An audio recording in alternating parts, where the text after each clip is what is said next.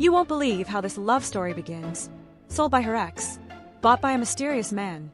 But what starts as betrayal turns into something no one expected.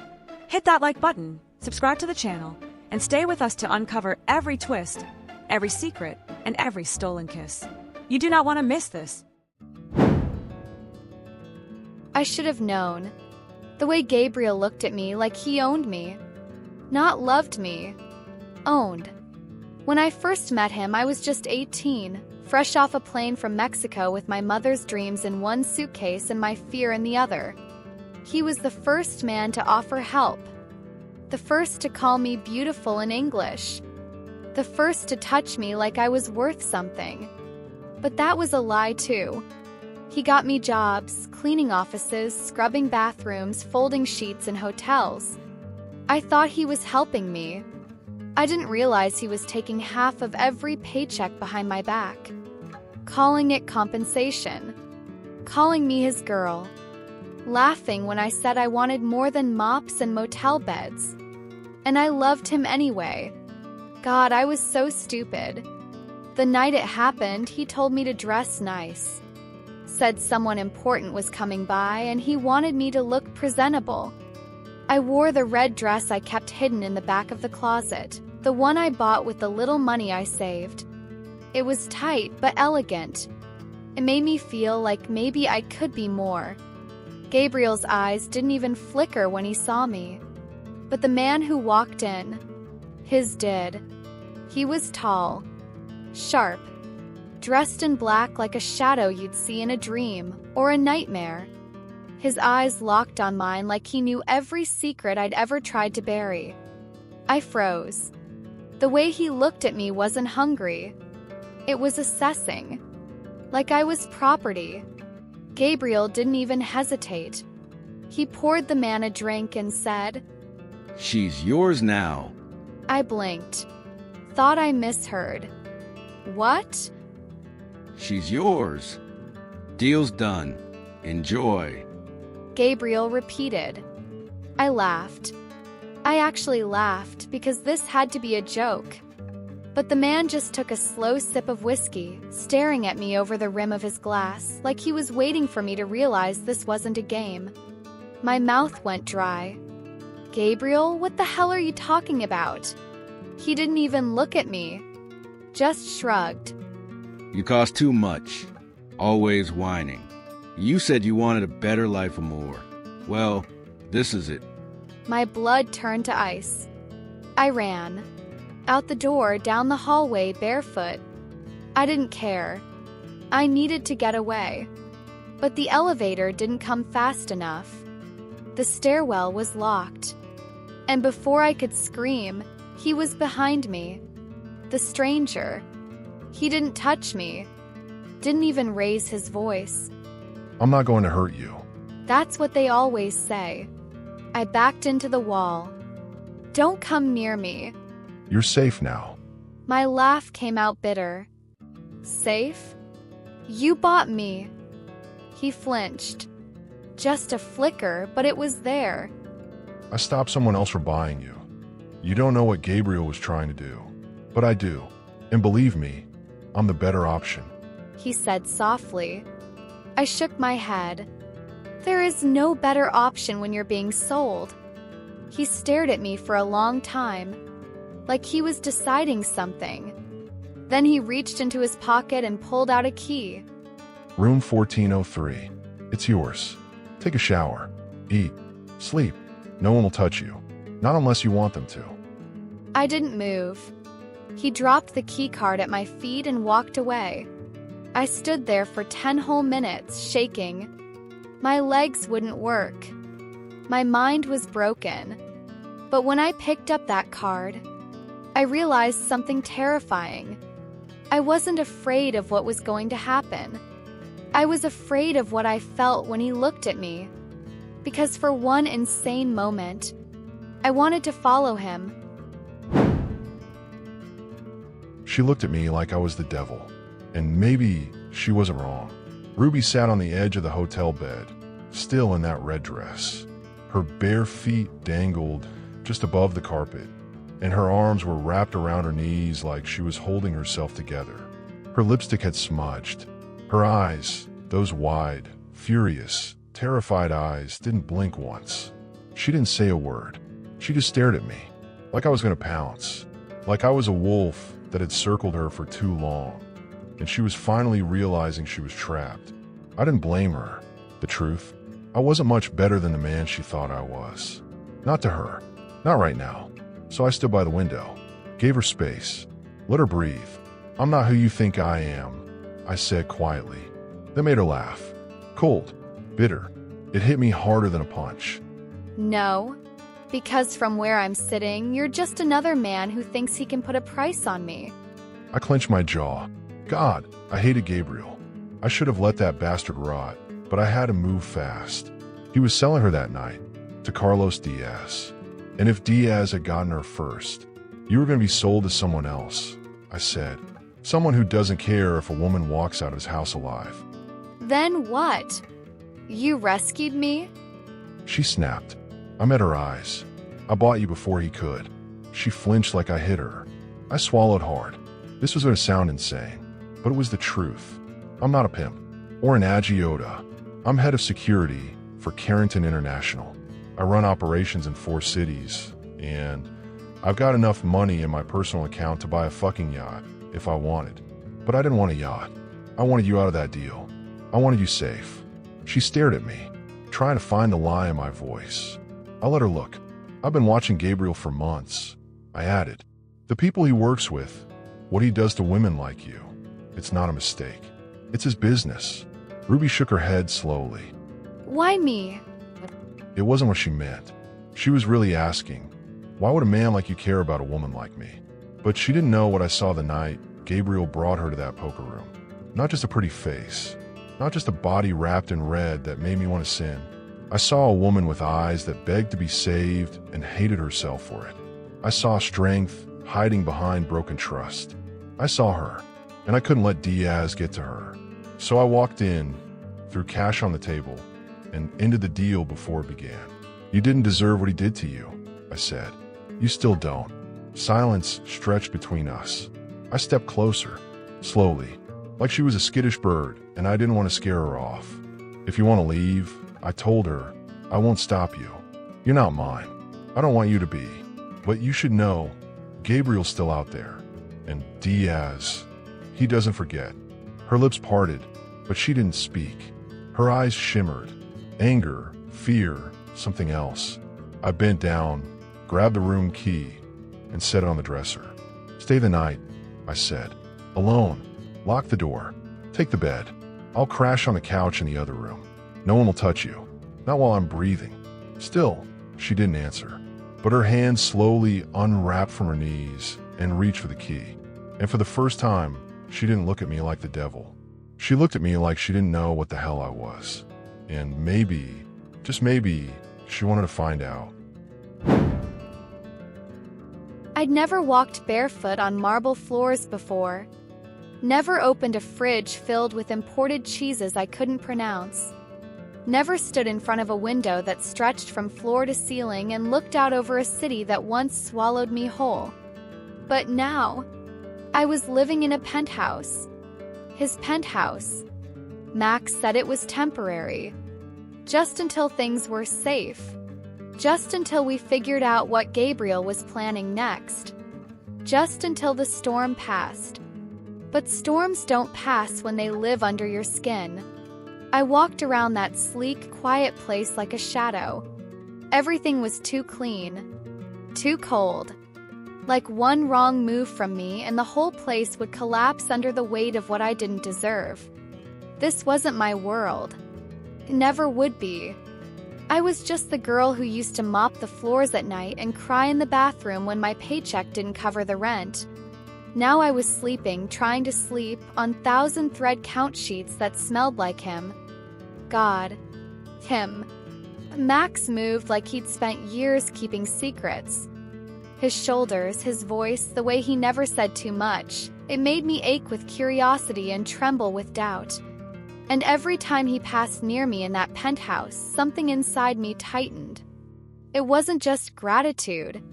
I hated how aware I was of his body. The way his dress shirts hugged his chest. The way his voice dipped low when he said my name. The way he'd glance at me when he thought I wasn't looking. And then there was this place. Too expensive. Too perfect. If he's just the head of security, how the hell does he live like this? Tonight I couldn't sleep. I padded out of the guest room in one of his t-shirts, oversized and soft, smelling like clean soap and something unmistakably male. He was in the kitchen, shirtless, drinking whiskey straight from the glass like he needed it more than oxygen. I almost turned back. Almost. But he looked up. And there it was again, that quiet tension that lived between us. Crackling. Unspoken. You can't sleep? I shook my head. This place is too quiet. He nodded like he understood. Maybe he did. You want something to drink? I hesitated, then stepped closer. Whiskey, okay? He poured without a word and handed me the glass. His fingers brushed mine, and I swear, just that simple touch made my whole body thrum. I don't get it, I said, voice barely a whisper. Why are you doing this for me? He didn't answer right away. Just stared at me for a long, heavy moment. Then... You don't belong in that world he tried to sell you to. And I belong in this one? I asked. Marble floors and designer kitchens? His eyes dropped to the hem of his t-shirt, riding up my thigh. Maybe not, but you look damn good in it. I felt heat rise to my cheeks. And something deeper, lower, more dangerous stirred inside me. This was wrong. I shouldn't want him. But the way he looked at me, like I wasn't broken. Like I wasn't used. Like I wasn't just a transaction. That look made me wonder things I shouldn't. Dangerous things. Delicious things. His hand reached up, just for a second, brushing a stray curl from my cheek. I leaned into it without thinking. But then he pulled back. I better go to sleep, he said, voice rough. And just like that, the moment shattered. But the fire he left behind burned hotter than ever. 'Cause now I knew something for sure. He wanted me. And no matter how much I tried to deny it, God help me, I wanted him too. I've negotiated with oil tycoons, closed billion-dollar deals with a handshake and a cold stare. People sign what I put in front of them. They don't question the terms. I write the damn rules. But Ruby Martinez, she doesn't sign a damn thing. I try to make it simple, straightforward. A job, a monthly salary, more than she's probably ever seen on a paycheck. Full benefits, private health care, a car to use for whatever she needed. Independence, I told myself. Give her autonomy. Choice. She looked at the contract like it was a trap. Why? Why pay me to clean when I'm already living here? I kept my voice calm, even, because I don't want you to feel like you owe me anything. Her gaze cut through me like glass. Sharp, suspicious, stunning. Then don't pay me. I'll clean. I've done worse for free. She said, folding her arms. That hit harder than it should have. I've been trying to give her dignity. But maybe what she needed wasn't control. Maybe she needed truth. And the truth was, she was driving me fucking insane. The way she tucked her hair behind her ear when she was annoyed. The way her hips swayed when she vacuumed the damn living room. The way she'd stand on tiptoe to reach the top shelves in the kitchen, bearing a sliver of skin that haunted me into the night. She was fire in a body too delicate for the shit I've seen. But she didn't break. She burned. Every time she challenged me, I wanted to pin her against a wall, just to remind her who held the power. And every time she smiled, really smiled, I wanted to fall on my knees and forget I ever gave a damn about power at all.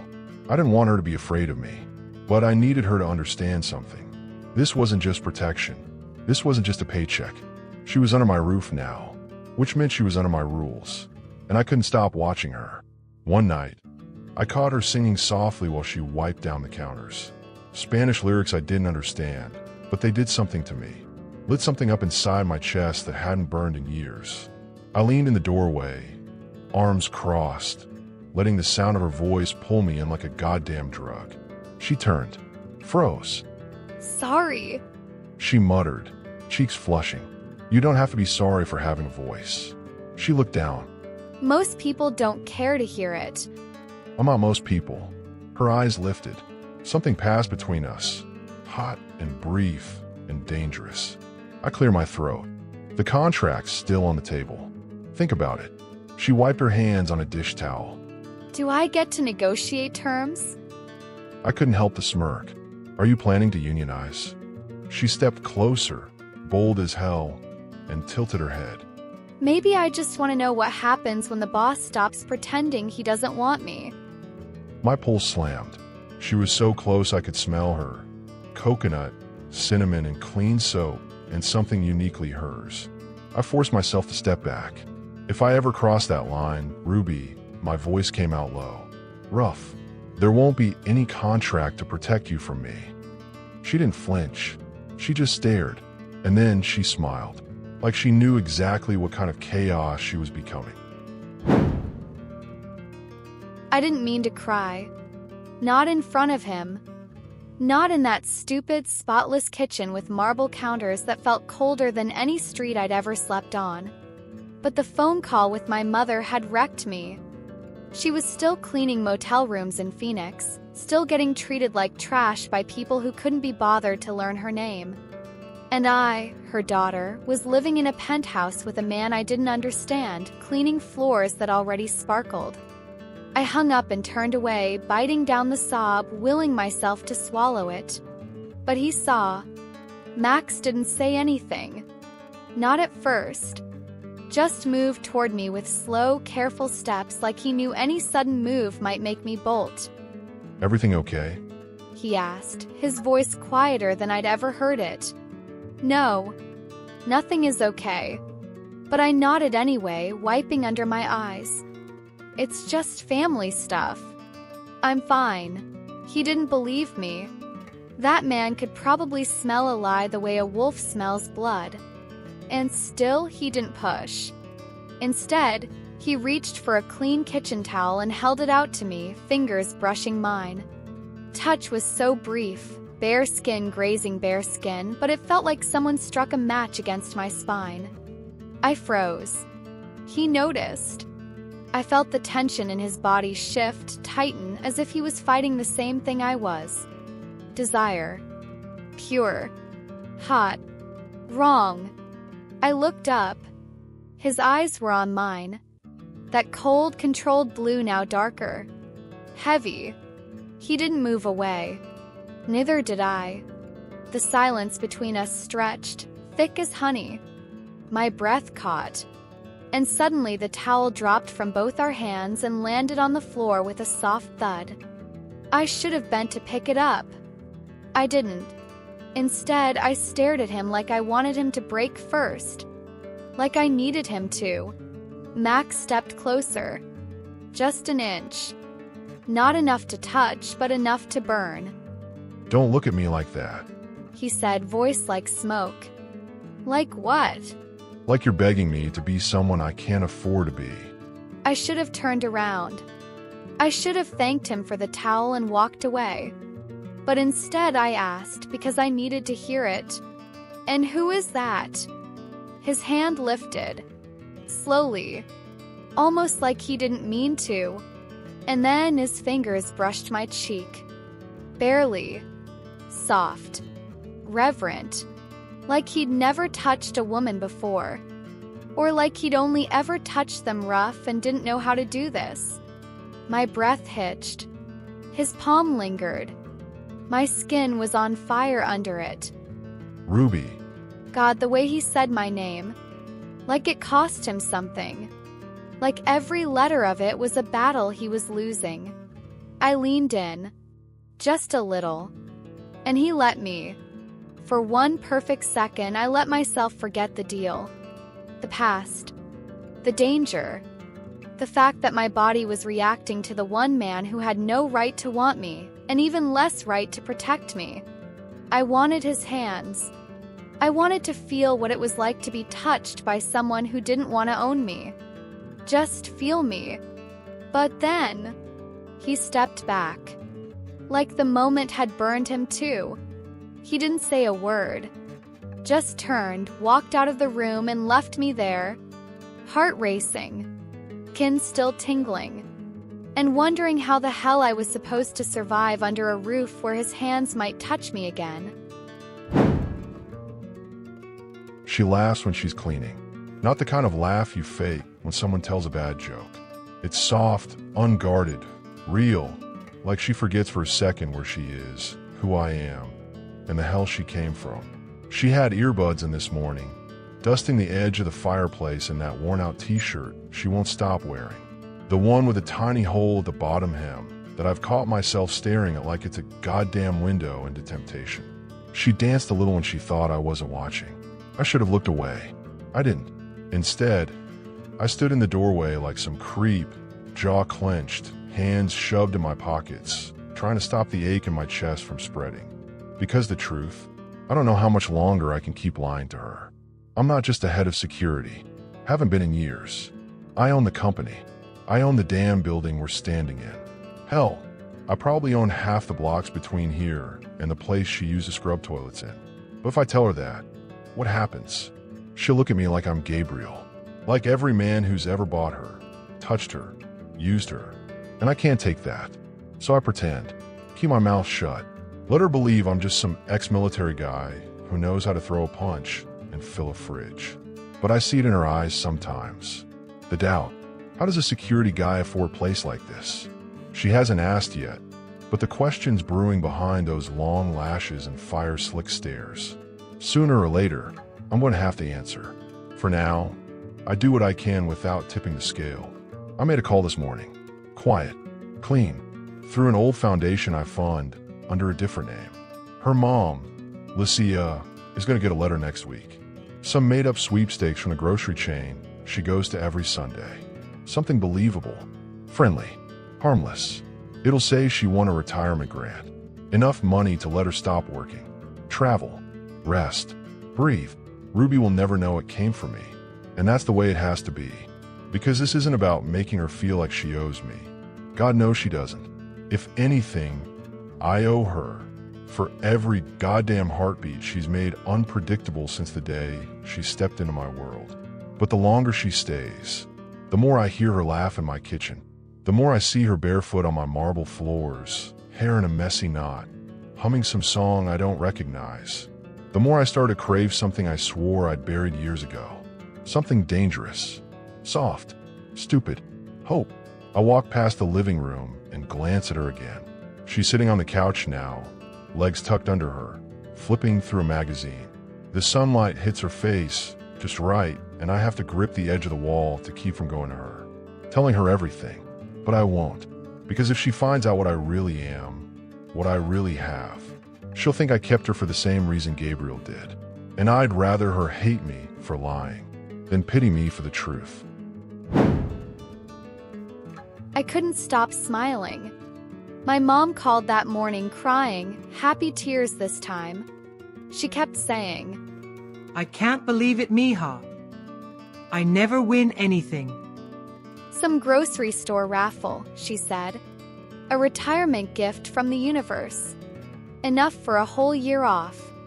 Her voice cracked when she told me she was finally going to visit the ocean. I'd never heard her sound so free. So I floated through the day like my feet barely touched the floor. Even Max noticed. Something good happened?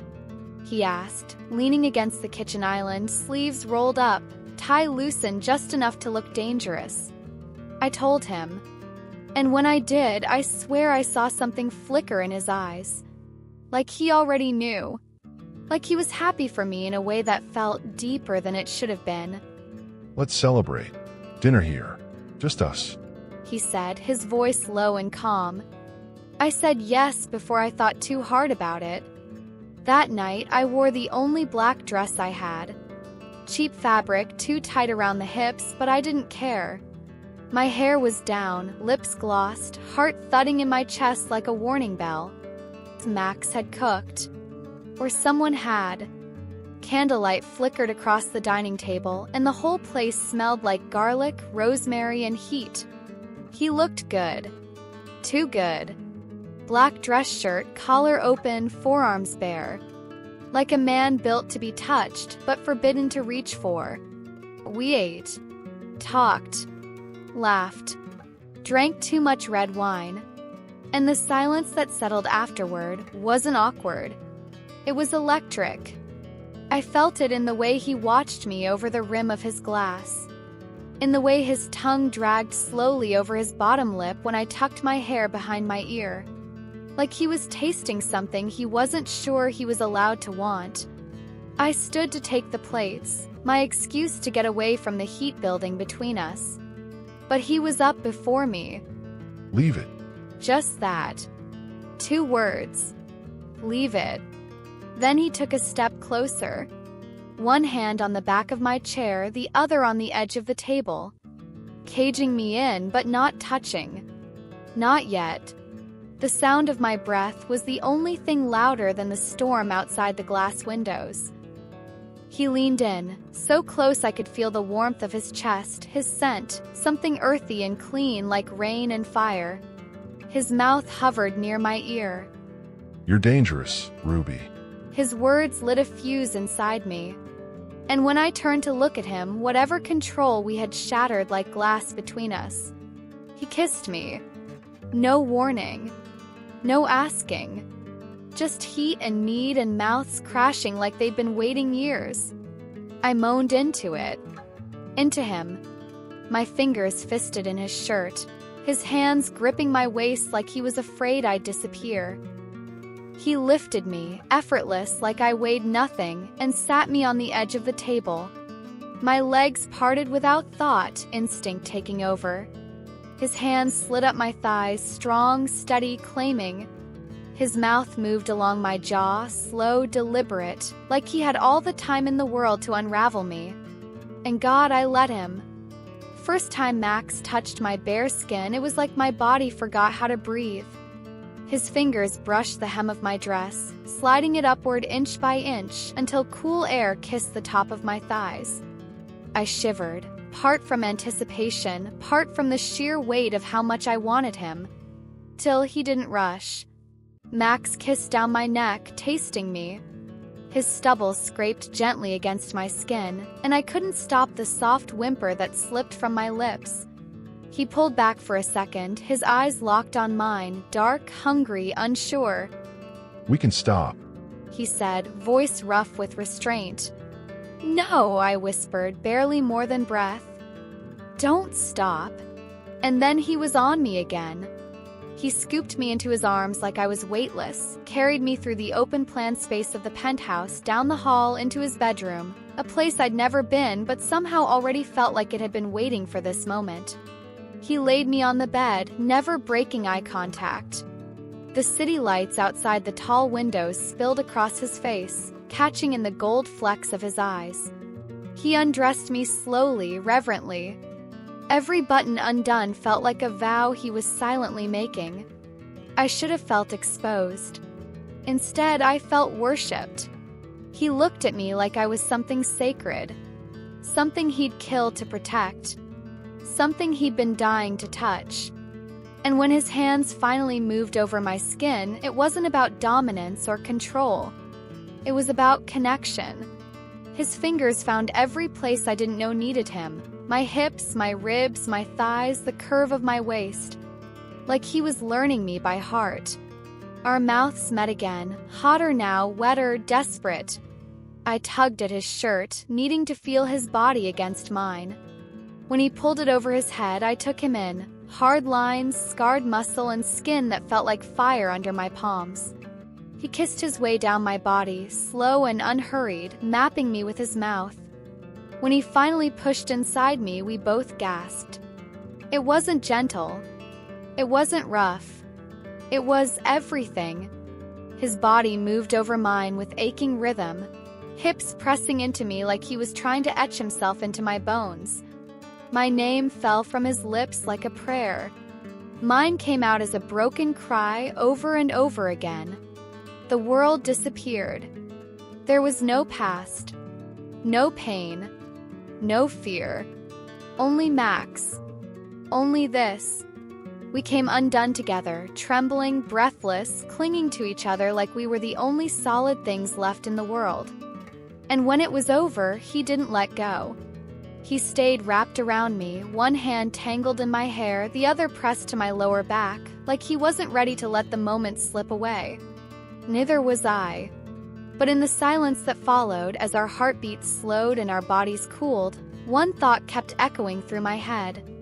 I had fallen, and I had no idea who Max really was. I couldn't look at her, not when she stood barefoot in my kitchen the next morning, wearing nothing but my shirt and a soft, sleepy smile that nearly tore me in two. Ruby was glowing. After everything she'd been through, after everything I'd seen in her eyes that night we met, she still smiled like life hadn't kicked her, like she hadn't been nearly sold like a fucking object, like she wasn't standing in the lion's den now, with a man who bought her to save her, only to fall for her in ways he never should have. She poured coffee, humming some song under her breath, and I watched from the hallway, half in shadow. She didn't know it yet, but I was already pulling away, because she deserved the kind of man who believed in promises, in open truths, in futures not soaked in doubt and distrust. That man wasn't me. I had no practice loving someone the right way. I was good at contracts, rules, control. I knew how to seduce women, please them, protect them, but I didn't know how to be honest with them. Not when every woman I'd let close only ever wanted the same thing once they saw behind the curtain. My bank account, my name, my power. My ex had been the first to show me what that kind of betrayal really looked like. She said she loved me. What she really loved was the lifestyle, the penthouse, the yacht, the man she could parade like a trophy until someone richer walked into the room. Ruby, she was different. That scared me more than anything. I didn't want to poison her with the rot inside me, so I did what cowards do best. I started creating space. I left early, came home late, slept in the guest room under the excuse of work calls. When she reached for me, I found reasons to gently pull away. She didn't ask much, not yet, but I saw the confusion creeping into her expression, into her posture, and the ache in my chest grew louder every time I heard her footsteps walking away. But that night, it broke me.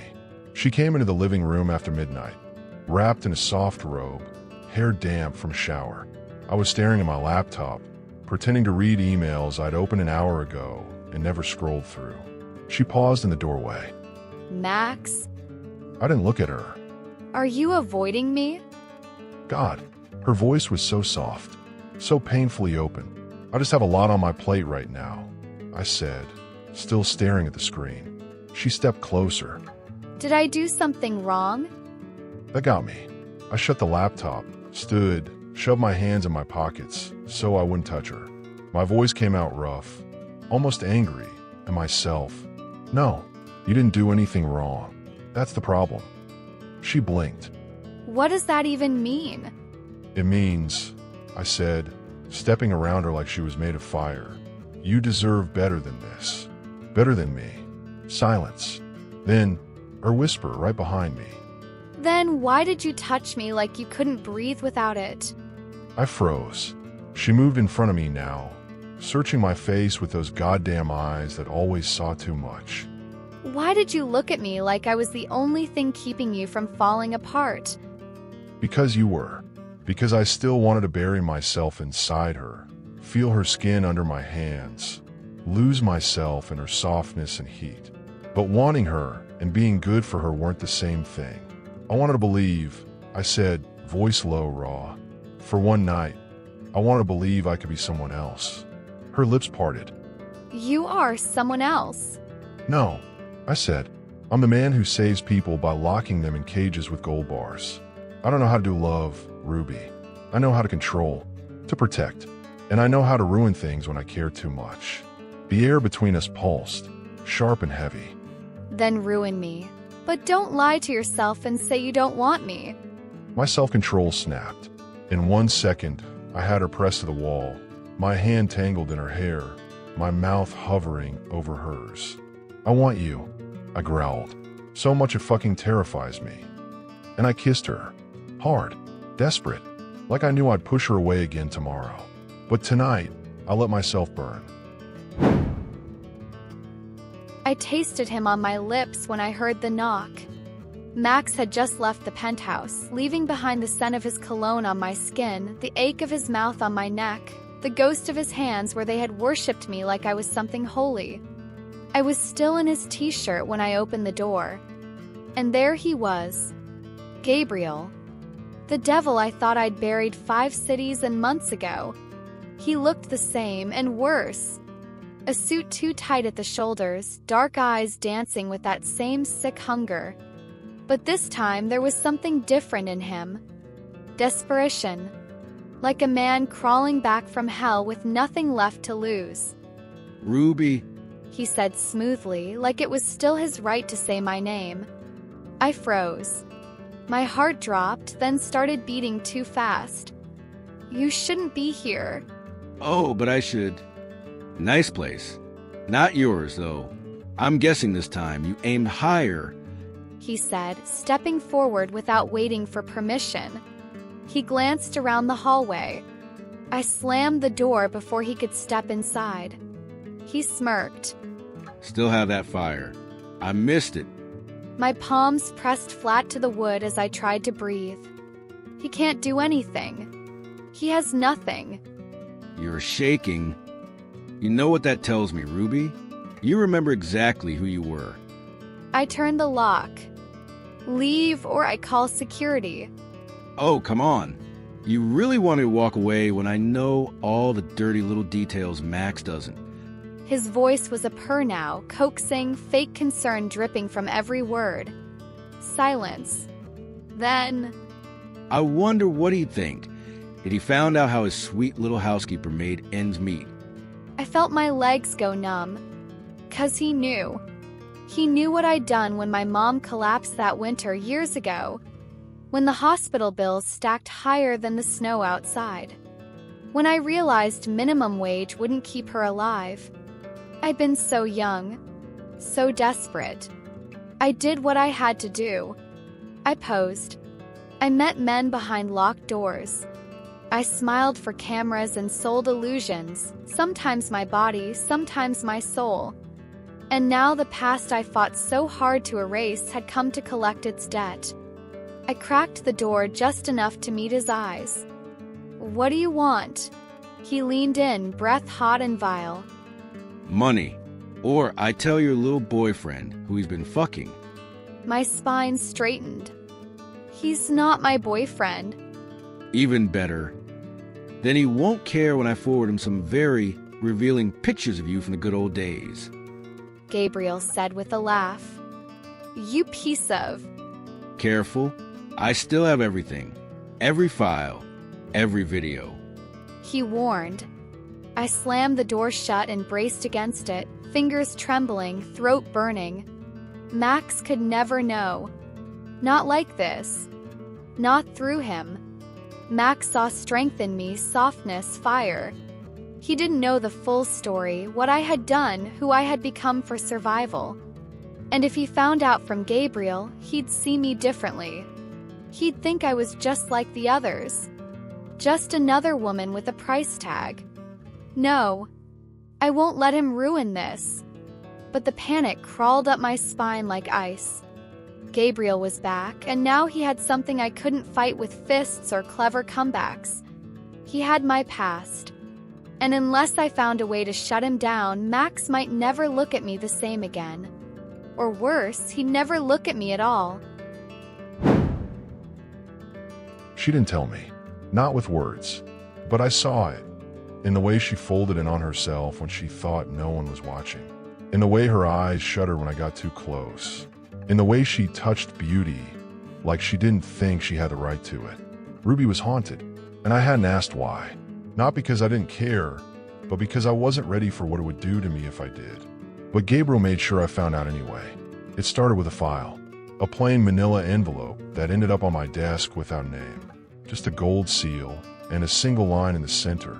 Ask her who she was before you. Inside was everything. The photos, the hospital bills, A grainy scan of a birth certificate from a rural town in Mexico. No father listed. A foundation's intake form written in shaky Spanish. Medical records for her mother. Evidence of starvation. Of frostbite. Of nights spent sleeping in church basements and abandoned train cars. Then the pictures changed. Sharper focus. Dimly lit rooms. Her skin wrapped in lace. Then nothing at all. Money amounts in the captions. Time-stamped. Dated. Sold. I stared at the images of the woman I craved like oxygen, and something inside me cracked so loudly I thought I might black out from the noise. Not from disgust. Not even from betrayal. From rage. Not at her. At the world. At every man who ever looked at her and saw a transaction instead of a person. And at myself for not seeing this sooner. I found her that night in the kitchen, barefoot, eating raspberries straight from the fridge. She was wearing one of my shirts again, always too big for her. She liked it that way. She turned when I came in, her smile easy, until she saw my face. I didn't speak. I walked to her, took the container from her hands, and set it down. Then I lifted her chin with 2 fingers, and I saw the truth in her eyes. She knew. Gabriel sent it, didn't he? She asked, barely above a whisper. My jaw clenched. He did. She closed her eyes like she'd been waiting for this moment to finally crush her. I was going to tell you. I didn't know how. I know everything now, Ruby. I know what you survived. I know what you gave up, what you endured. I know what that bastard is holding over your head. Her voice cracked. Then you know I'm not the woman you thought I was. No, I said, stepping closer, heat rising in my blood. You're more. You're stronger. You're the kind of woman men don't deserve but fucking worship anyway. She flinched at the intensity in my voice. So I softened. I brushed a curl behind her ear and let my fingers trace down her jaw, her neck. You think I care what you had to do to survive? You think I don't understand what desperation tastes like? Her eyes filled, but she shook her head. You're nothing like me. I let out a bitter laugh and stepped back, pacing the marble floor. That's because you still don't know who I am. She blinked. What? I'm not Max Smith, the head of security. I never was. I looked her in the eye. I own the building you clean. I own the company that employs you. I own every square inch of the penthouse you sleep in. She just stared at me, stunned. I'm Maxwell Carrington, son of Richard fucking Carrington. I walked away from the name, but not the blood. I built my own empire from scratch because I refused to be another trust fund puppet. I've been hiding that from you, just like you hid from me. She staggered back, as if I'd struck her. You lied. So did you. I replied softer. Only difference is, I understand why. Silence stretched between us, long-loaded, tense. Gabriel's finished, I said. I'm not letting him hurt you again. She stepped forward. What are you going to do? I looked her dead in the eye. Whatever it takes. Because this isn't just about secrets anymore. It's about war. And I've never lost a war in my goddamn life. He was never Max Smith. Not the man I thought I knew. Not the man who held me like I was fragile and kissed me like I was fire. Not the man who whispered my name like a promise while his hands slid under my skin. No, he was Maxwell Carrington. A Carrington. Of those Carringtons. The moment the words left his mouth, the floor vanished beneath me. I left with the taste of him still on my lips and the scent of him still clinging to my skin. Made me sick. Made me ache. I wanted to shower it off and hold it close at the same time.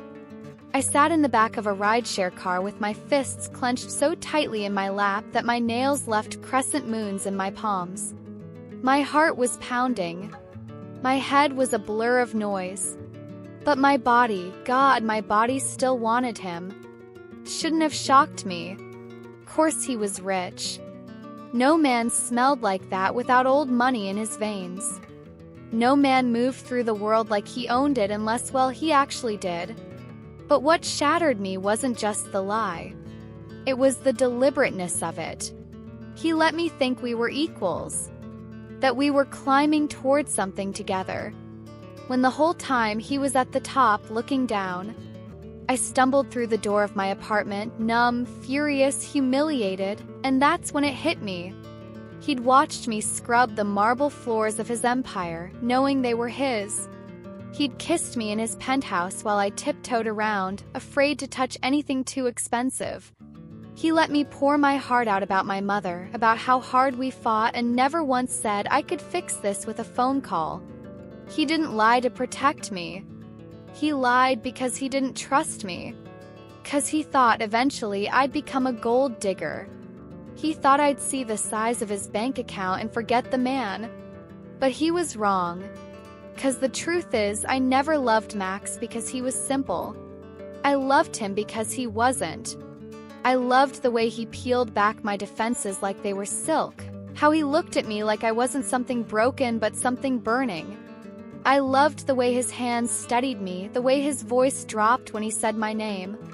God help me. I still loved him. But I walked away. I had to. Because if I stayed, I'd lose myself in him completely. And I already knew what it felt like to disappear. I cried that night. Not the soft, cinematic kind. The ugly kind. The fists in the pillow kind. Kind that felt like something vital was being ripped from me. I thought of his lips on my neck, the way he growled when I took control, how he whispered Spanish back to me with that delicious accent he pretended not to have. Everything had felt real. But now I didn't know what was true anymore. And worst of all, I didn't know if I ever would again. She was gone. No texts, no calls. She didn't show up to work the next morning. By noon, I learned she'd resigned. No explanation. Just gone. I stood in the middle of that cold, pristine penthouse with the city sprawling beneath my feet. And for the first time in my life, I felt powerless. I negotiated billion-dollar deals. I'd broken competitors, built an empire with my name engraved on every inch of it. And none of it meant shit without her. I paced like a maniac. Called her twice, 3 times. Straight to voicemail. I sent a car to her old apartment, but she wasn't there. I had her building staked out like a damn criminal. Nothing. Fucking nothing. And that's when it hit me. I might have lost her. Really lost her. This wasn't just a woman I fucked and left wanting. Ruby wasn't a fling. She was the first thing in my life that ever felt like home. And I destroyed it. I leaned over the kitchen island, her favorite place to sit barefoot, drinking wine and teasing me with those lips that could ruin a man. And I remembered the way she laughed when she was trying not to cry. The way she used to sneak glances at me, like she was memorizing my face, even though she'd never admit it. How she always smelled like coconut and cinnamon and something else I could never put my finger on. I didn't fall in love with her. I was in love with her. Like an idiot. A goddamn fool who realized too late that he'd built his entire world without ever learning how to let someone in. She didn't want my money. She never cared about the cars, the penthouse, the Carrington legacy. She made fun of all of it. She teased me like none of it mattered. Because to her it didn't. I thought I was protecting her, keeping the truth from her so she wouldn't feel small or bought or trapped like the others did. But what I really did was rob her of her choice. And she chose to walk away. The walls around me felt tighter, colder. This place, this fortress, suddenly felt like a cage. I'd give it all up. Every dollar. Every fucking share. Just to touch her again. Just to have her storm into this place. Fire in her eyes. Demanding to know why I was such a coward. Because that's what I was. A man who could conquer Wall Street, but couldn't say one simple truth. I love you, Ruby. And if I lose you, it won't just hurt. It will kill me. The motel room was small, claustrophobic in a way that pressed on my chest. A single bulb flickered above, casting pale light over walls that looked like they'd given up years ago. It was a roof, a door I could lock. The bed was stiff, and the sheets smelled like they hadn't been touched by softness in years. But it was cheap, and it was mine for the night. I dropped my duffel on the floor and I sat on the edge of the bed, phone in hand, staring at the black screen like it owed me answers. My chest was tight. I hadn't slept. I hadn't eaten. All I could feel was him. His hands, his mouth, the sound of his voice when he whispered my name like it was something sacred. And now? Gone. I left the penthouse like it was on fire. Resigned from my job with a message I couldn't bear to reread. I didn't even take my favorite dress.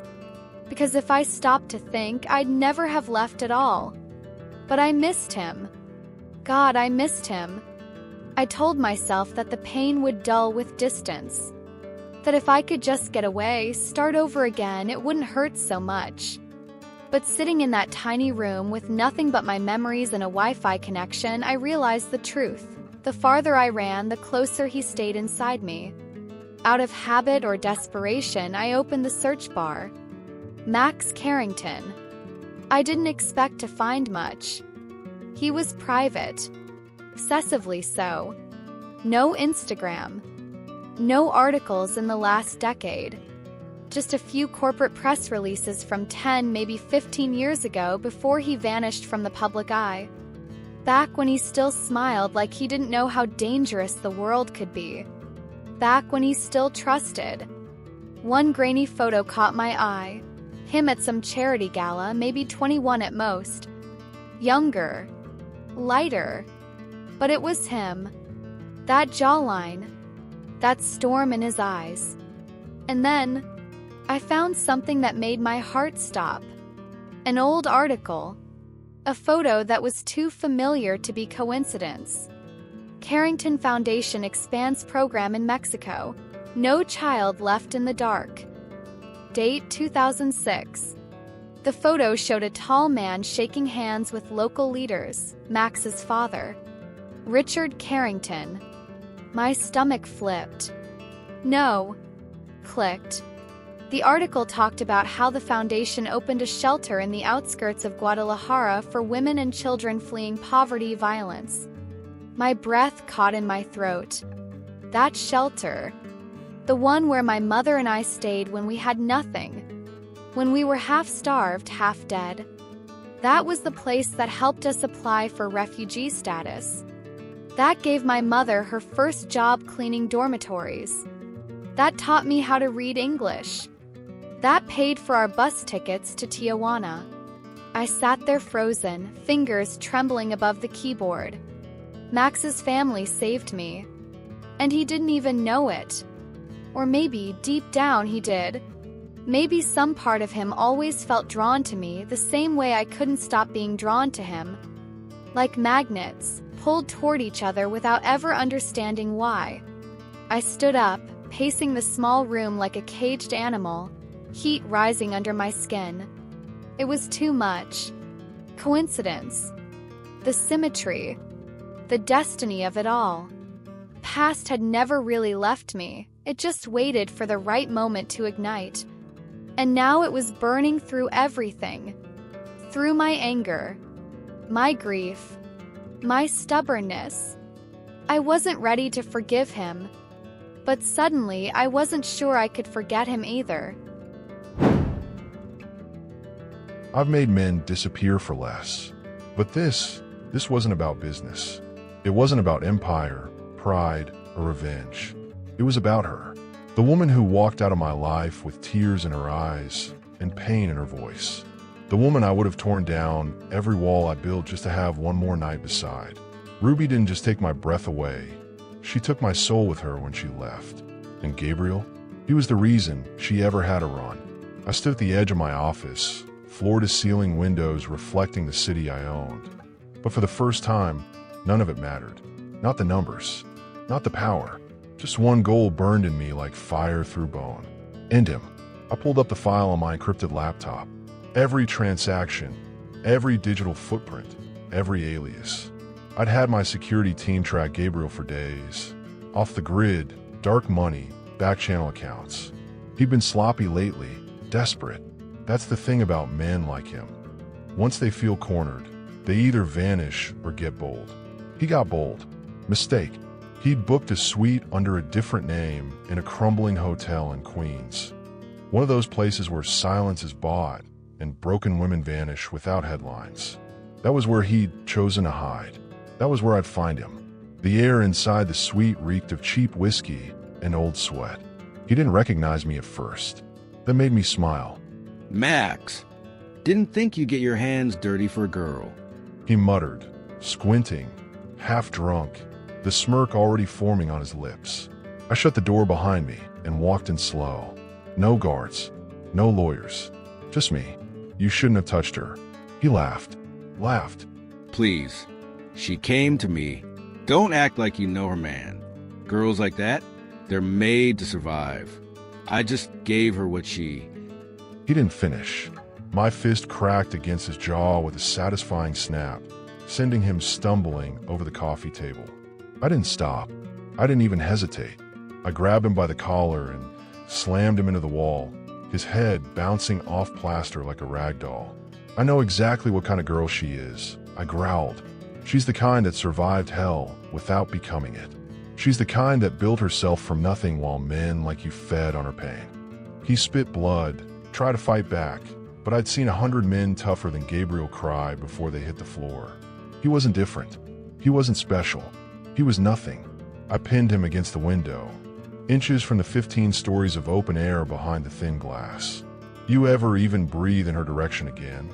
I whispered, and I'll erase you so thoroughly, not even God will remember your name. He was shaking now, begging. I didn't listen. You think you've seen men like me? I pressed harder. You haven't seen anything. You want war. I'll bury you in it. I let him drop like the trash he was. Then I leaned down, pulled a flash drive from my coat, full of every dark deal, every ounce of blackmail he ever collected. I'm not just ruining you in this city, I said as I stood. I'm ruining you everywhere. You don't exist anymore. I turned my back on him and walked away, not because he wasn't worth killing, but because Ruby deserved a man who knew the difference. The moment the door closed behind me, I breathed deep for the first time in days. I had fought wars over empires, over stocks, deals, legacy. But this was a war I waged for her, and I'd fight it 1,000 times again, if it meant seeing her eyes one more time and hearing her whisper my name like I was something worth saving. I didn't come here to cry. Came for answers. For the truth. For me. But the moment I saw him, standing in the doorway of that penthouse like the storm I barely survived, my pulse betrayed me. That same ache bloomed in my chest. The same heat crawled under my skin like he still belonged there. Like he still had me. Max's eyes met mine and something shifted in them. Crack in all that cold, beautiful armor. Maybe it was guilt. Maybe it was something closer to grief. I didn't care. I couldn't care. Not when every step I took toward him cost me more breath than I wanted to admit. You don't get to look at me like that, I said, voice low, sharp. Not after everything. His jaw tightened. Ruby. No. I lifted my hand. Let me speak. This time I need to. The silence between us buzzed like electricity, raw, heavy, filled with too many memories we'd never asked for. You think I ran because I was weak? I laughed, bitter and trembling. I ran because I was falling for a man who lied to me with every breath, who owned my job, the place where I live, my life, and never once told me I was standing in the shadow of a king. Max stepped closer, but I didn't move. I thought I mattered, I whispered. Not because of the money. God, never because of that. But because you made me believe I wasn't just a woman from nowhere with nothing. His voice came out rough. You weren't. Then why didn't you tell me who you were? My voice cracked. Why did you let me think I was just another toy for a man like you? Silence. He looked away. That hurt more than anything. I turned, half ready to leave again, until his hand wrapped around my wrist. Firm. Gentle. Familiar. I didn't tell you, because I was afraid that if you knew, you'd never look at me the same again. I turned back to him. His eyes were burning now. I've had people love the power, the name, the access. But you saw me before you knew me, and it scared the hell out of me.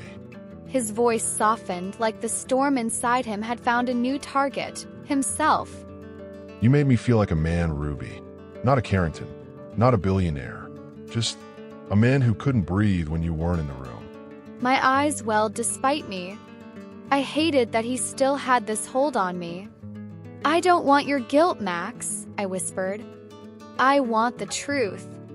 I want to know if you still see me as the woman you brought into your world or the one you can't live without. He didn't hesitate. He walked right into my space, so close I could feel the heat of his breath. You're the only woman I've ever loved. And just like that, I was breaking again. His hands slid up to cup my face, his thumbs brushing away the tears I didn't want to cry. And for the first time, I didn't pull back. I leaned into him, into that warmth, that danger, that need. When he kissed me, it wasn't soft. It wasn't careful. It was desperate, possessive, real. I clutched at his shirt like it might anchor me, like maybe if I held on tight enough, the rest of the world would stop spinning. He kissed me like he'd bled for me, like every second apart had been another cut he couldn't close. I pulled back just enough to breathe. Then give it back, I whispered against his lips. What? My heart, I said. You took it the night you touched me. And I can't keep pretending I don't want it in your hands. Max looked at me like I was the only thing he'd ever wanted. Then, without a word, he lifted my hand and pressed it to his chest, where his heart was racing wild beneath my palm. It's here, right here. It's always been yours. She was sitting by the window, arms wrapped around herself like she was holding something broken together. Maybe her heart, maybe mine. I closed the door quietly behind me. This moment had waited long enough. She didn't look at me, didn't speak, but she was listening. I could feel in the air that electric stillness before everything finally comes undone. I haven't been honest with you. I began, walking slowly toward her, not because I didn't want to be, but because I didn't know how to be. Her silence gave me permission to keep going. My ex, the one who pretended to love me when all she really wanted was access to the wealth, the name, the power. I let her in, and she sold me out. I sat on the edge of the bed across from her, elbows on my knees, fingers interlaced. It wasn't just her. It was everyone around me. People saw my last name, Carrington, and suddenly I wasn't a person anymore. I was an opportunity. So I erased it. I buried the name, disappeared from interviews, stopped showing up at galas. I became just Max and nothing more. No one knew where to reach me, and that's how I wanted it. I exhaled until you. Her eyes flicked to mine and stayed there. I thought I could protect myself, keep my world neat, controlled, but then you showed up, and I broke every rule I'd set, including the one about never falling for someone who could ruin me. A breath passed between us, and Gabriel, he is not a problem anymore. It wasn't about revenge. It was about you, about keeping you safe. The man was poison, Ruby, and I would burn the entire world down before letting him touch you again. She shifted just slightly, enough for me to see she was trembling, not with fear, with emotion. And that prize your mom won. I added, my voice softer now. The one she got from the grocery store? That wasn't random. I wanted to help, but I couldn't say to you without ruining everything. So I gave her what I could, quietly. She blinked, her lips parting like she was about to speak, but didn't. I'm not here as the CEO, I whispered, not as Max Carrington. I'm just here as a man who fell in love with a woman who made him remember who he used to be. And I'm asking for one chance, not forgiveness, not even forever, just one honest chance to be yours. The bedroom pulsed with stillness. Then she stood, slow, like a wave building on the edge of something deep, and walked to me. She didn't speak. She cupped my face in both hands. And then she kissed me, not because everything was okay, not because it was easy, but because love, real love, is messy, broken, and brave. She pulled back, eyes shining. Then don't ever lie to me again. I won't, I promised. Good, because I'm done hiding too. She breathed, tugging me toward her. I surged up and kissed her.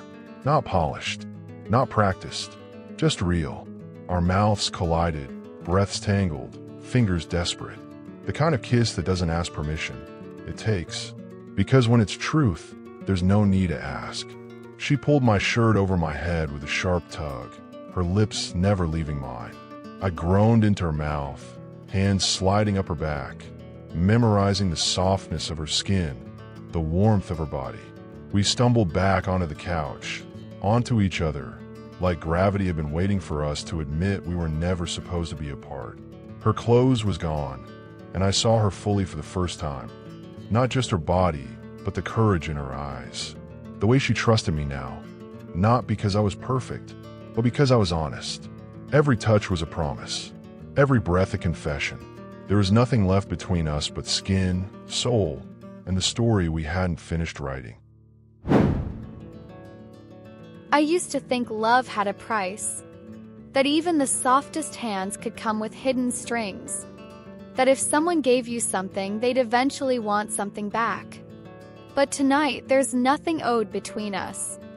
No contracts, no debts, no games, just us. I feel it in the quiet, in the way Max looks at me like I'm the only thing that's ever made sense in his world full of power and shadows. And for the first time, I believe him. I believe in this. The sheets are cool when my back touches them, but his body is warm when he follows, blanketing me with heat and hunger and reverence. His hands aren't rushed. They explore me like he's rediscovering a place he already claimed, but now wants to memorize. His mouth takes mine in a kiss that's deep and searching, a conversation of lips and breath and truth. My body arches toward him instinctively, needing more, not just the friction, but the closeness. Connection. Clothes fall away piece by piece, until there's nothing left between us but skin and silence. Kind of silence that feels like the world holding its breath. When he's inside me, it's not just physical. It's sacred. Like some long-forgotten part of me has finally come home. We move together slowly at first, unhurried, savoring. His name slips from my mouth like a secret and a prayer all at once, and his hand cradles my face as if to remind me, this is real.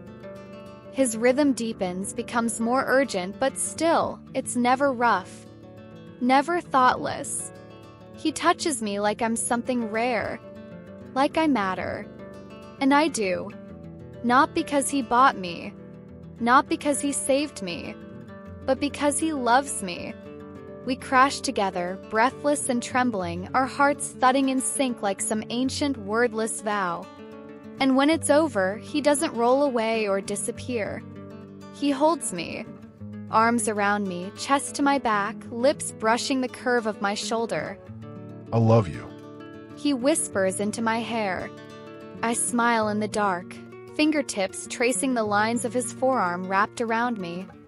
I know, I whisper back. And now, I believe it. For the first time, I don't feel like I'm waiting for the catch. There isn't one. Love, real love, doesn't keep score. And tonight, we've finally stopped counting. It's funny, the way silence sounds different when you're at peace. It's not heavy anymore. It's not suffocating. Tonight, it's soft. Ruby's laughter drifts from the kitchen, warm, bright, unfiltered. The kind of sound I didn't know I'd been starving for until I heard it for the first time. She's barefoot, standing by the counter, helping her mom plate the arroz con pollo they cooked together. There's music playing low in the background. Nothing curated, just whatever the playlist happened to land on. And I'm standing here, not as Max Carrington, the CEO, not as the man who tried to control everything, just as a man who got lucky enough to love her. Months ago, she was just a name on a file, a background check, a contract I thought would keep my life neat and my conscience clean. Now she's everything. And she's not mine because I paid for her. She's mine because she chose to stay. After everything, Ruby caught fire and didn't burn. She rebuilt. She's no longer a ghost walking corporate hallways. She's a partner, a founder, the face of a new foundation we launched together, inspired by my father's work, but remade in her image. One that helps women cross borders the way she and her mother once had to. We named it Races, Roots. And every time I see her standing in front of those crowds, speaking from the heart, eyes glowing with purpose, I know this is the real legacy. Not wealth, not empires. Her. She glances over at me now, catching my stare like she always does. What? She asks, laughing softly. Nothing, I say, just memorizing. Dinner's beautiful, simple, intimate. Her mother jokes with me now. We've come a long way since the first tight-lipped handshake. Ruby keeps reaching for my thigh under the table when no one's looking, and I'm pretty sure she's doing it just to torture me. And yeah, it's working. Later that night, once the dishes are done, once her mother's curled up in the guest room with a book and tea, I pull Ruby out to the balcony. The sky is velvet black, the city lights painting her skin gold. She leans into me, arms around my waist, cheek resting on my chest. I run my hands up her back slowly, needing to touch her, always needing to touch her. I still wake up, sometimes thinking you'll be gone. I say quietly, like I dreamed all of this. You, us. She lifts her head, eyes locking with mine, deep, endless, defiant. I'm not going anywhere, Max. I know. I reach into my pocket. The velvet box is small, but the weight of it, I feel in my chest. When I open it, she doesn't say anything at first, just stares. Her breath catches. It's not flashy, no billboard diamond, just a single, brilliant stone, set in a delicate gold band. Elegant, strong, her. I thought I knew what I wanted in life. I thought control made me powerful. But the truth is, loving you made me free. And if you say yes, it'll be the first thing in my life I get completely, undeniably right. She doesn't cry. She launches at me, laughing, smiling, shaking, a storm of emotion pressed against my mouth, my chest, my soul. Yes. Yes, yes. God, yes. She says against my lips. Her fingers curl around the back of my neck as I lift her into my arms, spinning her once before crashing us against the doorframe with a kiss so deep it feels like a promise sealed in fire. When we fall into bed that night, it's not just passion that drives us. It's history. It's healing. It's the fact that the impossible, the thing neither of us ever dare to dream, is now lying beside me, skin to skin, heart to heart, whispering my name in the dark with a smile on her lips and a ring on her finger. And for the first time, I finally know what forever feels like. There's something about waking up in a foreign bed with the man you love wrapped around you like gravity. Something about the way the linen sheets tangle around our legs, the way his fingers still rest possessively over the curve of my hip, the way his breath warms the back of my neck, even in sleep. This is our honeymoon. Santorini. Whitewashed villas. Wine that tastes like sunlight. And Max, with a smile I never saw back when he was just a shadow in a penthouse. He's different now. Still intense. Still mine. But softer in the ways that matter. Last night, he kissed me like the world was ending, and then made love to me like it had just begun. We were both a little drunk on the wine and the quiet. But it wasn't the alcohol that made my skin burn when he peeled the silk off my body like he was unwrapping something sacred. It wasn't the wine that made me gasp when he touched me, slow, deliberate, knowing exactly what I needed before I even asked. He took his time. He always does. Every kiss, every thrust, every whispered "I love you." It was all for me. No expectations. No contracts. No guilt. Only devotion. When I came undone beneath him, my hands tangled in his hair, my voice raw with the truth of what we are, I saw something in his eyes I'll never forget. Peace. Joy. Home. He held me after, his forehead pressed to mine, our bodies slick with heat and heartbeats. And in that moment, I realized this isn't just a chapter. It's the book. We are the story. Today, we'll go swimming in the Aegean. He'll pretend he doesn't burn, but I'll sneak SPF 50 into his bag anyway. We'll eat too much grilled octopus and get lost down cobblestone streets. He'll kiss me in public now without flinching. And tonight, I'll ride him under the stars with nothing but moonlight and the ocean breeze to cover our moans. But when I think about the future, I don't just see pleasure. I see purpose. Races, the foundation we started together, has already changed dozens of lives. We've helped women find shelter, education, jobs. Real freedom. Real choices. But I want more. I want to start a second one, focused on girls. Especially immigrants like I once was, scared, unseen, unheard. This time, I want to build something that plants roots before they're lost. Max says he'll back it, whatever it takes. But it's not about money anymore. It's about legacy. Ours. And when I picture my life 5 years from now, I see more than foundations and ribbon cuttings and speaking panels. I see a little girl running barefoot across the backyard of our home. She has Max's eyes and my stubbornness. I see her falling asleep on his chest while he hums off-key. I see love that never had to be bought, only chosen, over and over again, just like I'd choose him, every damn day.